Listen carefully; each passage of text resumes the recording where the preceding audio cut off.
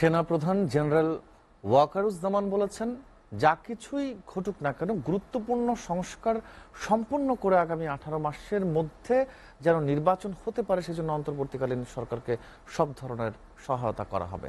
সোমবার ব্রিটিশ বার্তা সংস্থা রয়টার্সকে দেয়া সাক্ষাৎকারে সেনাপ্রধান এমনটি জানান। তিনি জানান, শান্তিতে নোবেলজয়ী ডক্টর মোহাম্মদ ইউনূসের নেতৃত্বাধীন প্রশাসনের প্রতি তার পূর্ণ সমর্থন রয়েছে। তাছাড়া তিনি নিজেও সামরিক বাহিনীকে রাজনৈতিক প্রভাব থেকে মুক্ত করতে চান। সেনাপ্রধান বলেন, সবাই একসঙ্গে কাজ করলে অন্তর্বর্তীকালীন সরকারের ব্যর্থ হওয়ার কোনো কারণ নেই।